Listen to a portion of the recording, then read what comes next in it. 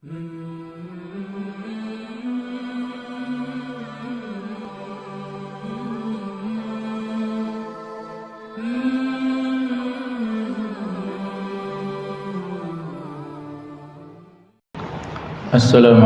warahmatullahi wabarakatuh.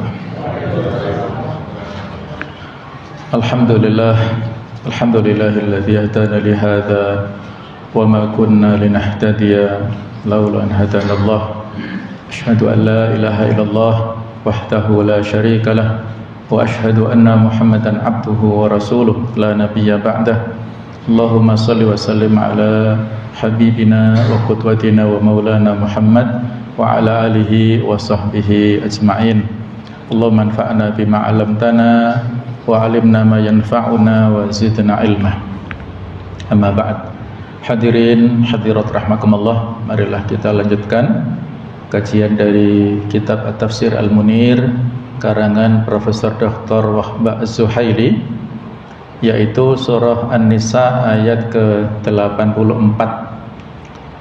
Pada kesempatan ini kita mempelajari satu ayat saja, yaitu ayat ke-84 yang berjudul anjuran berjihad. Kalimat ini lebih halus ya daripada kalimat perintah. Nanti akan ada pembahasan lebih lanjut ya. A'udzu billahi minasyaitonir rajim. Bismillahirrahmanirrahim. Faqatil fi sabilillahi la tukallafu illa nafsak wa harridil mu'minin. Asallahu an yakuffa ba'sal ladzina kafaru wallahu asyaddu ba'san wa asyaddu tankila.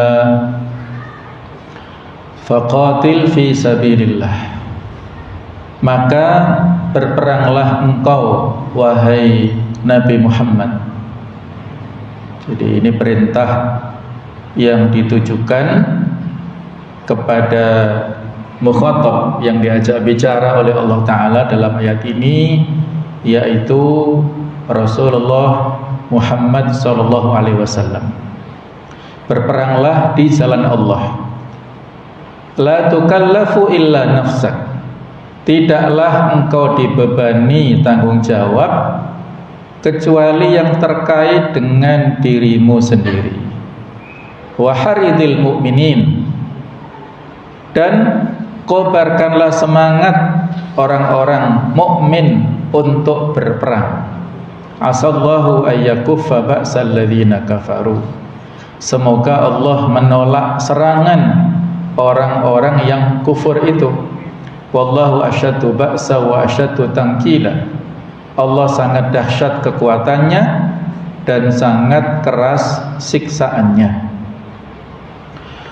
Hadirin rahimakumullah, terkait dengan munasabah atau keterkaitan, keserasian antara ayat ini dengan ayat sebelumnya yang sudah kita bahas, bahwa pada ayat sebelumnya Allah Ta'ala menerangkan sikap kaum munafik yang enggan berperang namun tetap menampakkan diri seakan-akan taat, padahal hati mereka tidak.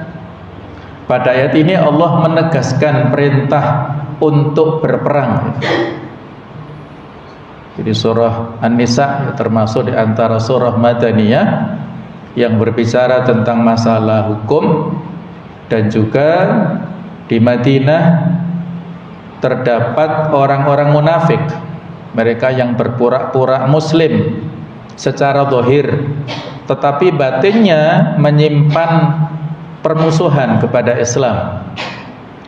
Maka di sini Allah Ta'ala memerintahkan kepada Rasulnya untuk berhati-hati kepada orang-orang munafik. Mereka seolah-olah mau berperang tetapi hanya sekedar pura-pura saja ya. Terutama yang nampak pada perang Uhud, mereka seolah-olah bersama-sama dengan Rasul keluar ke medan Uhud, ada 1.000 orang di antara tentara kaum muslimin, para sahabat saat itu. Ternyata 300 desersi, mereka tidak jadi berangkat ke medan Uhud karena hasutan dari orang-orang munafik. 300 pulang, sehingga kaum muslimin hanya tersisa 700 saja, ya, melawan 3.000 orang-orang atau pasukan kafir di Bukit Uhud itu, ya. Ya, itu contoh bagaimana sikap orang-orang munafikin yang seperti duri dalam daging, ya, musuh dalam selimut, yang mempersulit saf barisan kaum muslimin di Madinah. Sama sekalian, saya kutipkan pendapat yang ditulis oleh Ibnu Katsir dalam tafsirnya. Beliau menulis pendapat beberapa mufassirin, di antaranya Ibnu Abu Hatim mengatakan, telah menceritakan kepada kami ayahku, telah menceritakan kepada kami Muhammad ibnu Nabih, kemudian telah menceritakan kepada kami Hakam, telah menceritakan kepada kami Al-Jarrah Al-Kindi dari Abu Ishaq, yang menceritakan bahwa ia pernah bertanya kepada Al-Barra bin Azib, seorang sahabi mulia, tentang seorang lelaki yang menghadapi musuh sebanyak 100 orang, tetapi ia tetap berperang melawan mereka, yang pada akhirnya dia termasuk orang yang disebut dalam firman-Nya di ayat 195 Al-Baqarah, yang artinya, dan janganlah kalian menjatuhkan diri kalian sendiri ke dalam kebinasaan, ya, wala tulqu bi'aidikum ila tahlukah. Apakah yang dimaksud orang itu yang sepertinya tidak mungkin, ya, satu orang menghadapi 100 musuh? Maka Al-Barra bin Azib menjawab bahwa Allah telah berfirman kepada nabinya, yaitu yang artinya, maka berperanglah kamu pada jalan Allah, tidaklah kamu dibebani melainkan dengan kewajiban kamu sendiri, ya. Ayat ini yang kita kaji sekarang ini. Kobarkanlah semangat orang-orang mukmin untuk berperang. An-Nisa 84. Dengan kata lain, lelaki tersebut tidak termasuk ke dalam larangan yang disebutkan di ayat yang telah kita sampaikan tadi, ya. Jadi tidak termasuk di antara yang Allah firmankan, wala tulqu bi'aidikum ila tahluka, janganlah lemparkan diri kalian kepada kebinasaan. Pendapat yang lain dari Imam Ahmad meriwayatkan melalui Sulaiman bin Dawud dari Abu Bakar Ibnu Ayyash dari Abu Ishaq, yang menceritakan bahwa ia pernah bertanya kepada Al-Barra mengenai seorang lelaki yang maju sendirian melawan orang-orang musyrik yang jumlahnya banyak. Tidak disebutkan jumlahnya di sini. Kalau riwayat sebelumnya 100, ya, di sini nggak disebutkan. Yang penting jumlah musuh banyak. Apakah dia termasuk orang yang menjatuhkan dirinya ke dalam kebinasaan? Al-Barra menjawab, tidak. Karena sesungguhnya Allah mengutus Rasulnya dan berfirman kepadanya, maka berperanglah kamu pada jalan Allah, tidaklah kamu dibebani melainkan dengan kewajiban kamu sendiri. Al-Nisa 84 ini. Sesungguhnya hal yang kamu sebutkan hanyalah menyangkut masalah nafkah, ya.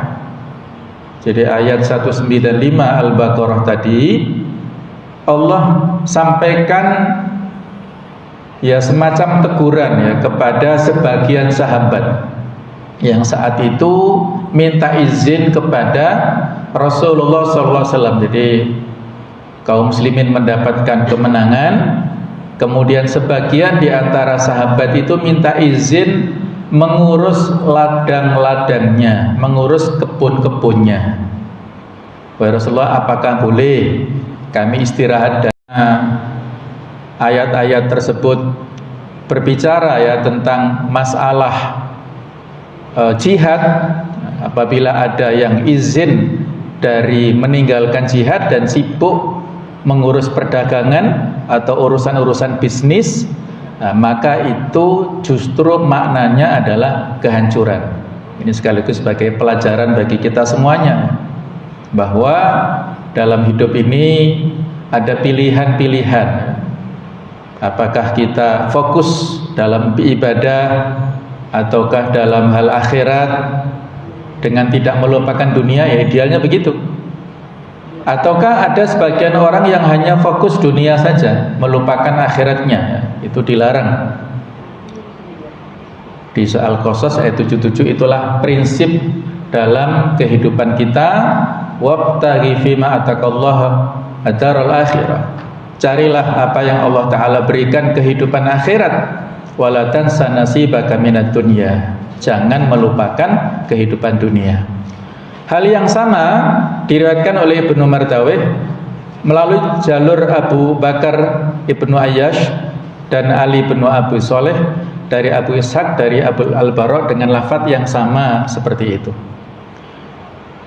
Pendapat mufassirin yang lain, kemudian Ibnu Mardawih mengatakan telah menceritakan kepada kami Sulaiman Ibnu Ahmad, telah menceritakan kepada kami Ahmad Ibnu Nadr Al-Askari, telah menceritakan kepada kami Muslim Ibnu Abdurrahman Al-Harsi, telah menceritakan kepada kami Muhammad Ibnu Himyar, telah menceritakan kepada kami Sufyan Ats-Tsauri dari Abu Ishaq dari Al-Bara yang menceritakan bahwa ketika diturunkan kepada Nabi sallallahu alaihi wasallam ayat berikut, yaitu firman-Nya yang ada di ayat 84 ini hingga akhir ayat, lalu Nabi sallallahu alaihi wasallam bersabda kepada para sahabatnya, qad amarani rabbi bil qital faqatilu. Sesungguhnya Allah telah memerintahkan kepadaku untuk berperang, karena itu berperanglah kalian. Hadis ini berpredikat gharib, ya. Gharib ini masuk dalam hadis ahad yang tidak mesti dhaif, ya. Jadi kalau gharib ini posisinya pada sisi kuantitas hadis, bukan dari sisi kualitasnya. Dan ini didukung oleh hadis-hadis yang lain, ya. Baik jemaah sekalian, berikutnya tentang tafsir dan penjelasan. Ayat ini turun berkaitan dengan sikap orang munafik yang menyebarkan berita ketakutan mengenai perang, yaitu yang sudah kita kaji ayat 83. Dan Allah memerintahkan Rasulullah untuk tidak mempedulikan mereka dan tetap fokus pada perjuangan atau jihad. Allah Ta'ala memerintahkan Nabi Muhammad untuk turun langsung ke medan perang. Adapun orang yang enggan perang, hendaklah kamu tinggal. Wahai Muhammad, berperanglah kamu di jalan Allah jika kamu ingin mendapatkan kemenangan atas musuh, meskipun orang-orang meninggalkanmu sendiri di medan perang. Janganlah kamu memaksa selain dirimu sendiri untuk berperang. Sesungguhnya Allah lah yang akan menjadi penolongmu, bukan para bala tentara. Jika Allah berkehendak, Dia akan memenangkan kamu meskipun kamu sendirian, sebagaimana Dia memenangkan kamu bersama beribu-ribu tentara. Karena sesungguhnya kemenangan itu dari Allah. Walaupun jumlahnya banyak, tetapi kalau Allah tidak mengizinkan menang, ya mendapatkan kekalahan. Kebalikannya, dalam banyak peperangan kaum muslimin jumlahnya sedikit, kam min fi'atin qalilah ghalabat fi'atan katsirah biidznillah. Betapa banyak kelompok yang sedikit memenangkan kelompok yang banyak semata-mata dengan izin Allah Ta'ala. Jadi inilah protes yang dilakukan oleh orang-orang munafik tadi. Adapun selain kamu, yaitu orang-orang yang berkata, ya Allah, mengapa engkau wajibkan kami berperang? Khawatir terjadi fitnah di kalangan mereka. Muhammad Rasulullah memusuhi sahabatnya sendiri. Jadi memang perlu untuk memiliki strategi yang pas, ya. Berikutnya firman Allah, wa haridil mu'minin, kobarkanlah semangat orang-orang mukmin untuk berperang. An-Nisa 84 ini. Artinya bangkitkanlah semangat untuk berperang, kobarkanlah semangat mereka dan tanamkanlah keberanian mereka untuk berperang. Seperti yang beliau sallallahu alaihi wasallam katakan kepada para sahabatnya dalam perang Badar, ketika beliau sedang merapikan shaf mereka, Qumu ila jannatin arduha samawati wal ard. Bangkitlah kalian menuju surga yang luasnya seluas bumi dan langit, atau langit dan bumi ya. Ini motivasi dari Rasulullah bahwasanya jihad itu adalah salah satu sarana yang bisa mengantarkan seorang muslim masuk surga. Ketika seorang punya motivasi dalam beramal, ingin dimasukkan ke surga, itu tidak ada masalah, itu tidak mengurangi keikhlasan. Tidak ada diskriminasi, pemisahan antara beramal untuk mendapat ridha Allah dengan beramal untuk dimasukkan ke surga. Tidak ada pemisahan, karena semua orang yang masuk surga itu mendapatkan ridha dari Allah Ta'ala. Radhiyallahu anhum wa radu'an. Jadi motivasi para sahabat diantaranya mereka adalah ingin mendapatkan surga, sehingga tidak mempedulikan musuh yang berada di depan, terus langsung dilawan dengan sekuat tenaga. Banyak hadis yang diriwayatkan mengenai masalah ini, yaitu anjuran berperang di jalan Allah. Antara lain apa yang diriwayatkan oleh Imam Bukhari melalui sahabat Abu Hurairah yang mengatakan bahwa Rasulullah pernah bersabda dalam sebuah hadis yang cukup panjang di sini, yang menceritakan tentang motivasi untuk mendapatkan surga. Man amana billahi wa rasulih. Siapa yang beriman kepada Allah dan Rasulnya, wa aqamas shalah, menegakkan, mendirikan salat, wa ataz zakah, mengeluarkan zakat, wa shoma Ramadan, berpuasa pada bulan Ramadan, kana haqqan 'alallahi an yudkhilahul jannah, maka Allah mengharuskan dia untuk masuk ke surganya. Hajara fi sabilillah, baik dia hijrah di jalan Allah, au jalasa fi ardihi allati wulida fiha, ataukah dia tinggal di tempat kelahirannya. Apakah dia muhajir, kalau pada konteks dulu, apakah dia berhijrah dari Mekah ke Madinah, atau tetap berada di Mekah kelahirannya, tidak ada masalah, maka dia mendapatkan surga dari Allah. Qalu ya Rasulullah, para sahabat bertanya, wahai Rasulullah, afala nubasyirun nasa bidzalik, apakah boleh ya kita menginformasikan, menyampaikan berita gembira ini kepada orang-orang? Faqala, maka beliau menjawab, inna fil jannati mi'ata darajah, sesungguhnya di surga ini ada 100 tingkatan atau derajat. A'tallahu lil mujahidina fi sabilillah, yang Allah sediakan bagi orang-orang yang berjihad di jalan Allah.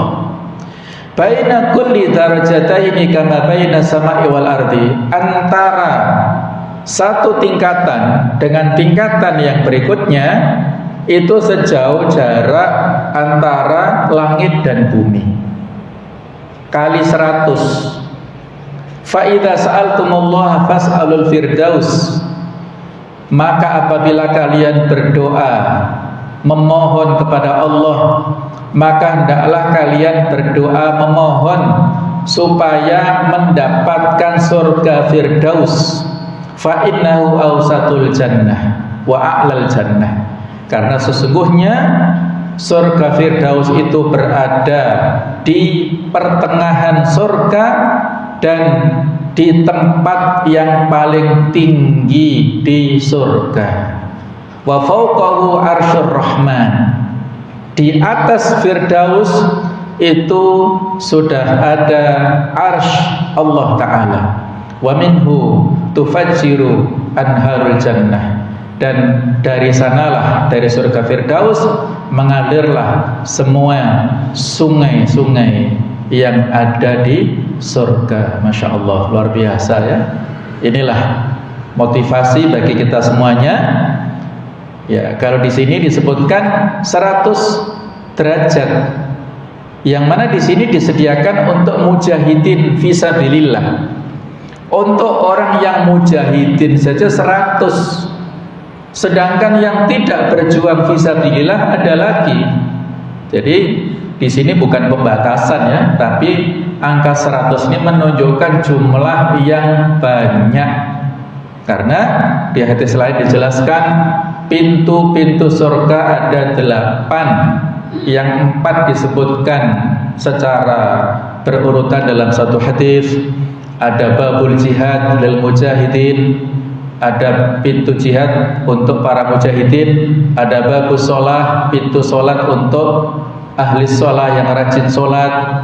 Ada babus sodakoh, pintu sodakoh untuk orang-orang yang ahli sodakoh, yang rajin sodakoh. Dan ada babur royan, pintu ar-royan lis-shaimin, untuk orang-orang yang rajin puasa. Itu disebutkan secara berurutan. Sedangkan yang terpisah ada babul hajj wal umroh, pintu haji dan umroh. Ada yang keenam itu al-babul aiman, pintu spesial khusus, pintu yang sebelah kanan untuk orang-orang yang masuk surga tanpa hisab. Ada 10 sahabat yang dijamin masuk surga tanpa hisab. Kemudian Nabi dalam hadis lain menceritakan ada 70.000 umatnya Nabi Muhammad yang masuk surga tanpa hisab. Nah, di antaranya Uqasyah, perawi daripada hadis ini, masuk ke dalamnya. Mereka memiliki ciri yaitu kemampuan ya untuk melakukan hal-hal ini. Menyatakan ridha Allah sebagai Tuhan, Islam sebagai agama, Nabi Muhammad sebagai Nabi. Maka Allah mewajibkannya masuk surga. Qala, maka perawi melanjutkan kisahnya, fa'ajibalaha, bahwasanya Abu Sa'id merasa takjub ya, kagum. Fa'ajibalaha Abu Sa'id faqala, dan bertanya, aidha alayya ya Rasulullah, coba ulangi lagi kepadaku wahai Rasulullah. Fafa'ala, beliau mengulangi lagi. Tsumma qala Rasulullah sallallahu alaihi wasallam, wa ukhra yarfa'ullahu bihal 'abda mi'ata daraja fil jannah. Yang lainnya, kata beliau, yang lainnya lagi menyebabkan Allah mengangkat seorang hamba yang karenanya 100 derajat tingkatan di dalam surga. Ma baina kulli darajataini kama baina samai wal ardi, yang masing-masing antara satu derajat, satu tingkat dengan yang berikutnya sejauh jarak antara langit dan bumi.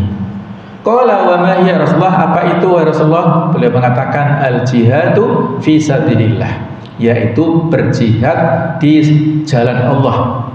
Itulah ya, sehingga Allah yarfa'ullahu bihal 'abda mi'ata darajah, Allah mengangkat untuknya dengan 100 tingkatan ya di surga tadi. Itulah motivasi yang luar biasa yang disampaikan oleh Rasulullah SAW kepada sahabat Abu Sa'id dan kepada kita semuanya. Jadi di sini ada anjuran perang yang dapat kita lakukan adalah yang dapat dilakukan Rasul adalah menganjurkan mereka untuk berperang, bukannya memaksa mereka. Di ayat yang lain Allah katakan, lasta alaihim bimusaitir, wahai Nabi Muhammad, engkau tidak bisa menguasai mereka, tidak bisa memaksa-maksa mereka. Orang-orang yang kafir ketika mendapatkan dakwah mereka terima, alhamdulillah, mereka tolak, itu urusan Allah. Begitu pula ketika orang-orang mukmin yang di dalamnya ada barisan orang-orang munafik, orang-orang muslim yang di dalamnya ada orang-orang munafik, ya silahkan, yang mau merespon perang silahkan, yang tidak mau juga tidak ada masalah. Allah berjanji akan menolak serangan orang-orang kafir Quraisy, dan Allah amat besar kekuatan dan amat keras siksaannya. Dia juga kuasa untuk membalas mereka baik di dunia maupun di akhirat, karena mereka telah menentang kebenaran. Dan janji Allah adalah benar. Dan serangan orang-orang kafir pun berhenti. Setelah perang Uhud, Abu Sufyan menantang Nabi untuk berjumpa di Badar pada tahun berikutnya. Nabi pun menyanggupi tantangan tersebut. Ketika masa untuk berperang tiba, yaitu pada tahun ketiga Hijrah, Nabi bersiap-siap untuk berangkat perang dan berkata, demi zat yang diriku berada di dalam kekuasaannya, saya akan pergi perang meskipun sendirian. Perang Uhud ini terjadinya pada bulan Syawal tahun ketiga Hijriyah. Ini juga diceritakan di sini masih pada tahun yang sama ya, jadi belum berganti tahun. Walaupun pada perang Uhud kaum muslimin mendapatkan kekalahan dengan gugurnya 70 syuhada, ya, sementara orang-orang kafir lebih sedikit dari itu, ya mungkin sekitar 22 atau 28 orang. Namun tidak lama dari perang Uhud ini, ketika Nabi sampai di rumah dan akan membersihkan dirinya, tiba-tiba didatangi oleh malaikat Jibril dan memerintahkan kepada Rasulullah untuk mengangkat senjata lagi. Pada luka-lukanya belum sembuh, para sahabat juga masih kecapean, tetapi Allah perintahkan untuk mengejar orang-orang kafir. Maka Nabi mengangkat lagi senjatanya bersama sebagian sahabat, mengejar mereka sampai di tempat yang namanya Hamra'ul Asad.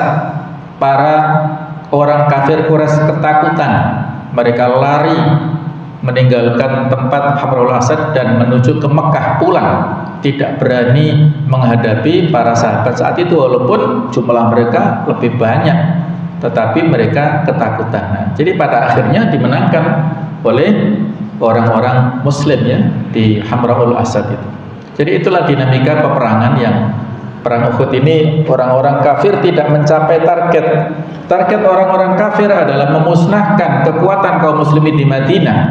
Hegemoni kekuasaan kaum muslimin hilang, tetapi mereka tidak berhasil. Walaupun pada perang Uhud sepertinya mereka mendapatkan kemenangan, tetapi tidak berhasil menghilangkan kekuasaan kaum muslimin di Madinah. Bahkan setelah itu para sahabat semakin solid, semakin diketahui tadi ya, yang 300 orang tadi yang pulang itu siapa saja, menjadi ketahuan ini adalah para pengikut Abdullah bin Ubay bin Salul, kembang munafikin, sehingga teridentifikasi orang-orangnya seperti itu. Maka Nabi semakin berhati-hati kepada 300 orang ini. Kemudian Rasulullah berangkat perang dengan disertai hanya 70 orang saja, tapi kemenangan dapat diperoleh. Hal ini karena Abu Sufyan mengatakan bahwa tahun tersebut adalah tahun kekeringan, sehingga mereka hanya berbekal gandum, padahal rencana mereka adalah berperang melawan kaum muslimin pada musim subur. Akhirnya mereka tidak sampai ke Badar. Bukan perang Badar, ini sudah setelah perang Uhud ya, kembali ke Mekah dan tidak jadi berjumpa dengan pasukan Nabi Muhammad SAW. Jadi intinya beliau mendapatkan kemenangan di proses ini ya. Berikutnya tentang fikih kehidupan atau hukum-hukum. Anjuran perang pada ayat ini sangat tegas dan kuat. Jika kaum muslimin tidak mau ikut berjihad, Nabi sendiri yang wajib menjalankan jihad itu. Dengan kata lain, janganlah kamu meninggalkan jihad, membela orang-orang mukmin yang lemah, meskipun kamu harus melakukannya sendiri. Karena Allah telah berjanji akan memenangkan perjuangan yang seperti itu. Jadi jihad, peperangan fisik ini dimulai setelah Rasulullah bersama para sahabat mulai cukup eksis di Madinah, yaitu pada tahun 2 Hijriyah. Dan berapa kali perang yang dilakukan oleh Rasul dan para sahabat ini ada banyak pendapat. Perang yang beliau ikuti itu namanya ghazwah. Nabi ikut memimpin peperangan secara langsung, namanya ghazwah. Berapa kali ghazwah yang beliau ikuti? Di Sahih Bukhari 19 kali ya selama berada Madinah. Dan ada mengatakan sampai 27 kali perang ghazwah yang Nabi ikut di dalamnya. Sedangkan yang beliau tidak ikut berperang di dalamnya disebut sariyah atau ekspedisi. Jadi Nabi mengutus utusan pasukan, tapi beliau mengurus urusan yang lain. Diutus salah seorang sahabat menjadi pimpinannya. Nah, itu para ulama ahli sejarah juga beda pendapat. Ada yang mengatakan jumlahnya itu sekitar 47 sekian, dan bahkan di Fathul Bari Ibnu Hajar itu sampai mengatakan 69 atau 70 sariyah yang diutus oleh Nabi Muhammad SAW. Jadi isi sejarah Rasul ya itu banyak dengan ghazwah dan sariyah. Sehingga kalau dihilangkan episode itu ya berarti episode perjuangan kaum muslimin terutama pada fase Madinah itu dihilangkan sekian banyak. Nah, jadi inilah ya, kita kembali pada masalah persoalan jihad, fikih jihad ini persoalan yang penting, karena kalau disalahfahami maka akan timbul sikap-sikap yang ekstrim, yang radikal, yang tidak pada tempatnya. Al-jihadu madhin ila yaumil qiyamah. Jihad itu akan selalu berlangsung sampai hari kiamat. Karena pertarungan hak dan batil tidak pernah selesai, maka tidak akan selesai jihad fisabilillah. Az-Zujjaj berkata, Allah Ta'ala memerintahkan Nabi untuk berjihad meskipun harus sendirian, karena Allah sudah berjanji akan menjamin kemenangannya. Ala inna nasrallahi qarib. Ketahuilah sesungguhnya pertolongan Allah, kemenangan dari Allah itu dekat. Ya, dekat ya, dan harus dengan kesabaran. Periode perjuangan Nabi yang relatif singkat, 13 tahun di Mekah, 10 tahun di Madinah, 23 tahun saja beliau berjuang, berhasil mengentaskan kaum yang dulunya jahiliyah dengan totalitas kejahiliaannya menjadi kaum Madani yang berperadaban di Madinah, memimpin dunia saat itu dan menyaingi hegemoni dua kekuasaan imperium besar, Persia dan Romawi, yang luar biasa saat itu ya. Dengan hadirnya Islam di Madinah menjadi kekuatan yang bisa menyaingi dua kekuatan imperium yang sebelumnya ada. Nah, itulah hanya dalam waktu singkat 23 tahun saja. Ini menunjukkan bahwa Nabi Muhammad SAW diperintahkan Allah untuk memerangi orang musyrik yang menentang dakwahnya, meskipun beliau harus melakukannya sendirian. Ayat ini juga menunjukkan bahwa Nabi Muhammad mempunyai keberanian yang luar biasa. Hal ini terbukti ketika perang Uhud dan Hunain. Perang Uhud pada Syawal tahun ketiga Hijriah tadi. Kemudian perang Hunain itu terjadi juga pada bulan Syawal tahun 8 Hijriah, setelah penaklukan kota Mekah. Kota Mekah penaklukannya pada bulan Ramadan tahun 8 Hijriah, sedangkan perang Hunain itu pada bulan Syawal tahun ke-8 Hijriah, yang mana pada saat perang Hunain ini jumlah kaum muslimin lebih besar daripada jumlah pasukan orang-orang kafir, sehingga ada timbul rasa ujub di kalangan sebagian pasukan kaum muslimin. Nah, setelah ini kata mereka, kita tidak akan terkalahkan selamanya, sehingga Allah mengingatkan, wa yauma Hunainin id a'jabatkum kathratukum. Ingatlah pada hari Hunain ketika jumlah besar kalian membuat kalian takjub, hurur, bangga diri, dan itu tidak berguna. Jumlah yang besar tidak membuat mereka menang.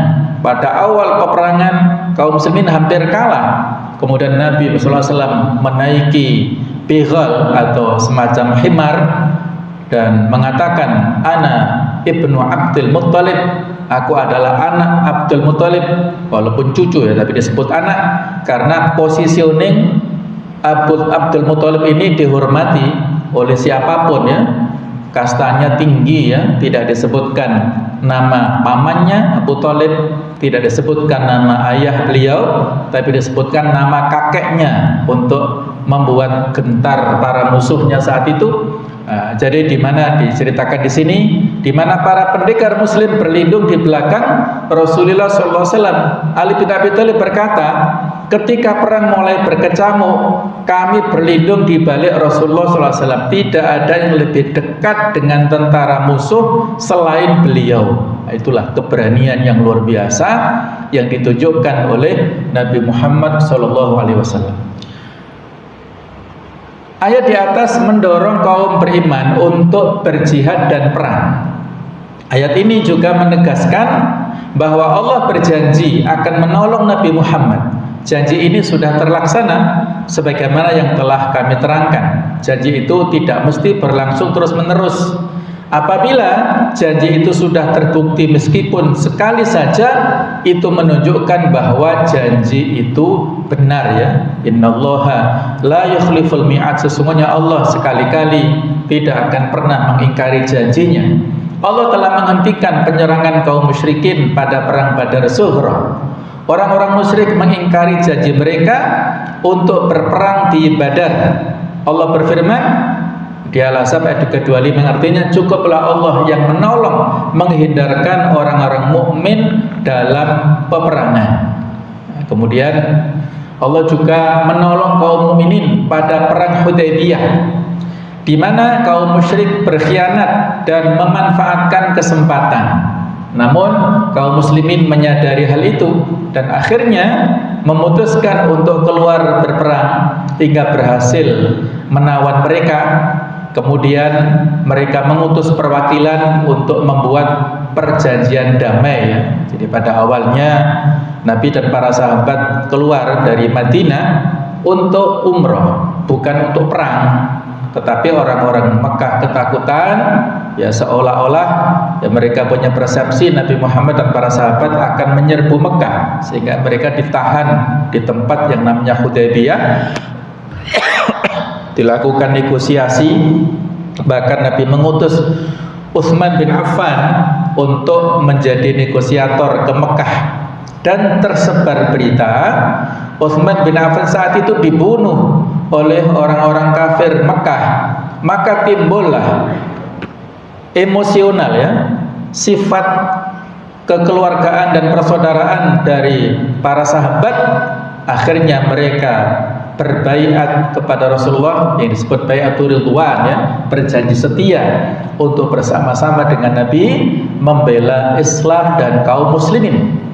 Jadi saat itu dilakukan negosiasi perjanjian.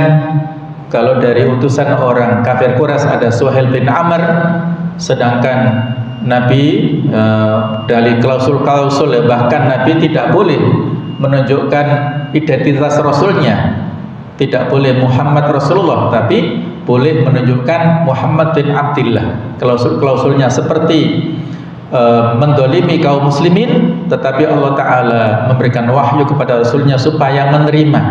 Di antaranya kalau ada orang-orang kafir Quraisy ke Madinah maka harus dikembalikan ke Mekah. Tetapi kalau ada orang-orang kaum muslimin penduduk Madinah yang lari ke Mekah, tidak boleh dikembalikan ke Madinah. Kemudian saat itu kaum muslimin tidak boleh umroh dan boleh qadha tahun depan. Kemudian masing-masing punya sekutu. Kalau ada peperangan, saling membantu sekutunya dalam perang, maka itu disebut pengkhianatan. Nah, kurang lebih seperti itulah klausul-klausul perjanjiannya. Dan tidak lama kemudian, pada saat setelah ditandatangani perjanjian ini, tiba-tiba ada seorang dari Mekah yang masuk ke komunitas kaum muslimin yang ada di Hudaybiyah. Maka Suhail bin Amr mengatakan, nah ini kasus pertama, kalian harus mengembalikan orang ini ke Mekah. Nah ternyata orang itu justru anaknya Suhail bin Amr sendiri ya, yang akan masuk Islam, tapi dilarang oleh ayahnya karena terikat dengan perjanjian ini. Nah, maka Nabi menyuruh untuk bersabar ya, bersabar. Dan ternyata kesabaran Nabi di perjanjian Hudaybiyah membuahkan hasil yang justru dari celah itulah atau terjadinya penaklukan kota Mekah. Nah, maka Allah Ta'ala menurunkan surah Al-Fatih ini ya, yang diantara isinya Allah Ta'ala berfirman, wa huwal ladzi kaffa aydiyahum ankum, dan dialah yang mencegah tangan mereka dari membinasakan kamu. Dan Nabi mendapatkan kemenangan yang besar ya. Inna fatahna laka fatham mubina. Nah, itulah perjanjian Hudaybiyah yang seolah-olah kaum muslimin di bawah angin, tapi Allah menggambarkan dengan kemenangan yang besar, karena dari celah perjanjian Hudaybiyah itu terjadinya penaklukan kota Makkah pada tahun ke-8. Hudaybiyah terjadi pada tahun ke-6, kemudian tahun ke-7 umrah qadha, tahun ke-8 penaklukan kota Makkah dengan izin Allah Ta'ala. Allah juga menurunkan rasa takut ke dalam hati orang-orang musyrik semasa perang Khandaq. Perang Khandaq terjadi pada tahun ke-5 Hijriah. Khandaq artinya parit. Jadi yang diusulkan oleh Salman Al-Farisi, karena Madinah ini terdiri dari bukit-bukit di kanan kirinya, sehingga diusulkan oleh Salman Al-Farisi dari pengalaman di Persia, kalau mereka bertahan maka kotanya digali parit yang panjangnya dari ujung ke ujung itu 5.000 meter atau 5 kilometer. Sedangkan lebarnya sekitar 4 meter, kira-kira kuda tidak bisa melewatinya. Kedalamannya kira-kira kalau kuda masuk nggak bisa naik, ya kurang lebih 3,5 atau 4 meter juga. Dalam waktu yang singkat ada 3.000 sahabat yang membawa untuk menggali parit yang panjang ini pada 6 hari saja. Coba bisa kita bayangkan, proyek raksasa dilakukan oleh Rasul dengan para sahabat, menggali parit hanya dalam waktu 6 hari saja dengan izin Allah selesai.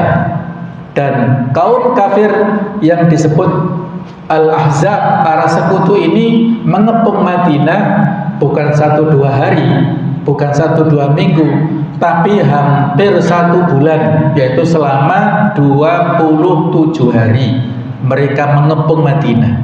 Coba bisa kita bayangkan ya, mereka mendirikan kemah, orang-orang sekutu ini kafir. Akhirnya Nabi membuat tipu daya ya, melakukan adu domba di antara mereka, dan pada puncaknya Allah mengutus angin puting beliung untuk melemparkan tenda-tenda mereka, peralatan-peralatan masak mereka, sembako-sembako mereka hilang semuanya, sehingga mereka ketakutan ya, lari menuju pulang ke Mekah. Walaupun ada sebagian orang-orang kafir Yahudi ya, melakukan pengkhianatan. Nah, itulah perang Khandaq. Akhirnya mereka lari tanpa ada perlawanan, sebagaimana digambarkan di Al-Ahzab ayat ke-25. Banyak orang Yahudi yang meninggalkan rumah dan harta mereka di Madinah. Umat Islam tidak perlu memerangi mereka ketika sebagian Yahudi dan Nasrani yang lain ikut bergabung di negara Islam dengan membayar jizyah. Allah benar-benar menghindarkan kaum muslimin dari serangan mereka. Demikianlah ya janji Allah Ta'ala yang dipenuhi kepada Rasulnya. Mudah-mudahan bisa kita ambil pelajaran. Kita harus yakin dengan pertolongan Allah Ta'ala. Allahumma ana, ya Allah bersama-sama dengan kita setiap waktu, setiap saat. Selama kita bertawakal kepada Allah, maka Allah akan memberikan kecukupan. Wa man tawakkala Allah fa huwa hasbuh. Siapa bertawakal pada Allah, maka Allah mencukupkan kebutuhannya.